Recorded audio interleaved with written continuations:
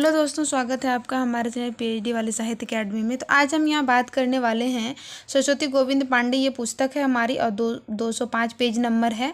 और मैं एक दो आपको केदारनाथ अग्रवाल की और नागार्जुन जी की रचनाओं को एक कैसे रिलेट करके बिना रटे हुए हम याद रखते हैं चीज़ों को, वो चीज़ें मैं आप लोगों के से यहाँ शेयर कर रही हूँ। तो यहाँ पे प्रकाशन वर्ष वगैरह है वो आप लोग देख लीजिएगा। मैं याद करने का एक तरीका आप लोगों से शेयर कर रही हूँ। अगर आप इस तरीके को सीख जाइएगा ना, तो कभी भी किसी से ये नहीं कहिएगा कि मुझे रचनाएं याद नहीं हो रही या फिर मुझे ट्रिक चाहिए।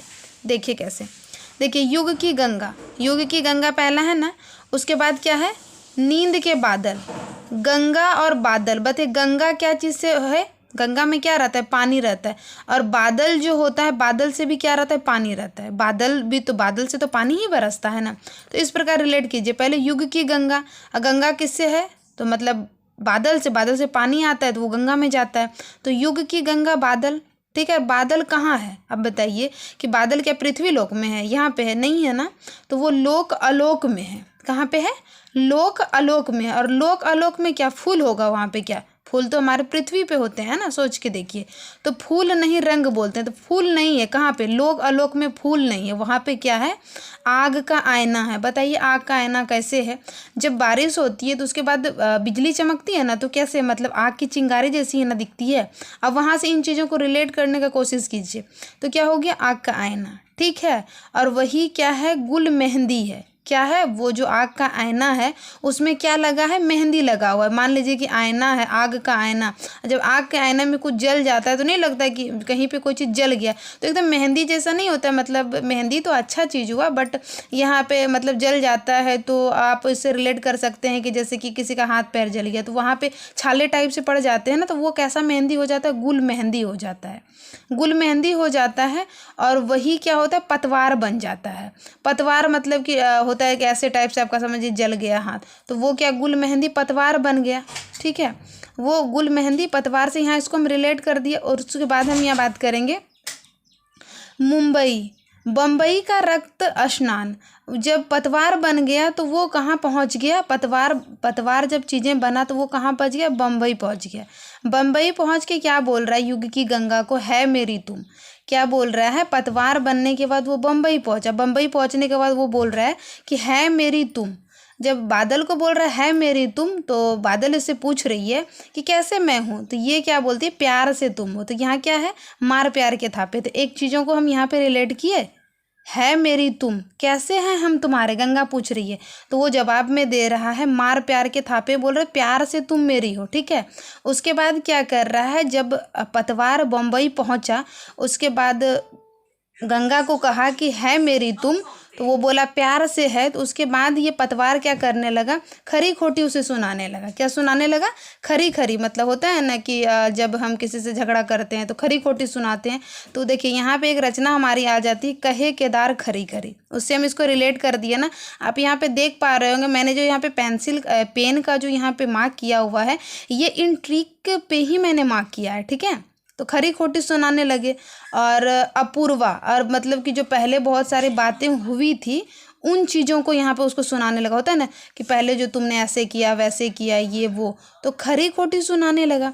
उसके बाद क्या हुआ कि वो अपूर्व हो गया, ठीक है। मतलब अपूर्व वाला बातें उसको सुनाने लगा, ठीक है। फिर ये प्यार से उसको क्या बोलता है? जमुना जल हो तुम।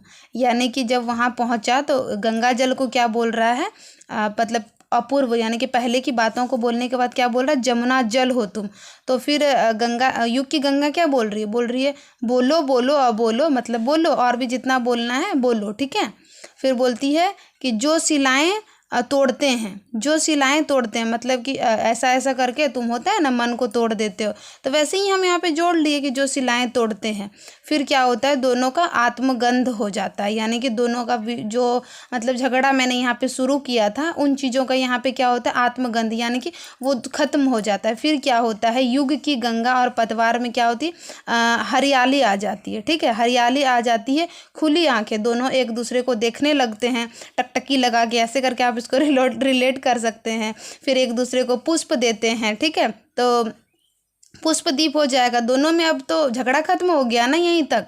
तो उसमें आत्मगंध हुआ, फिर हरियाली आ गई दोनों के जीवन में, फिर खुली आंखें लेकर वो लोग क्या करे, एक दूसरे को पुष्प देने लगे, तो हो गया ना पुष्पदीप। उसके बाद क्या है, वसंत में हुई प्रसन्न पृथ्वी, तो उसके बाद क्या हो गई ना कि पृथ्वी पर सब प्रसन्न हो गए। तो अब देखिए मैंने यहाँ पे रटा नहीं है कोई भी चीज़ों को, बस एक दूसरे से रिलेट किया। क्या रिलेट किया कि कोई बादल है, बादल गंगा है, गंगा कैसे बना है, बादल से। बादल कहाँ पे रहता है, इस लोक में नहीं, अलोक में रहता है। और वहाँ पे फूल नहीं रहता है, फूल नहीं रहता है तो क्या रहता है, आग का आईना रहता है। जब आग का आईना रहता है तो जब आग के आईने में कोई चीज़ जलेगा तो वो क्या गुल मेहंदी जैसा बन जाएगा ना, और गुल मेहंदी पतवार में बदल जाएगा। ठीक है, गुल मेहंदी पतवार में बदल जाएगा। और पतवार बहते हुए, पतवार कोई मान लीजिए कोई इंसान है, कुछ भी है, वो कहाँ जा रहा है, इस तरह आप रिलेट कीजिए ना चीज़ों को रटने के बजाय।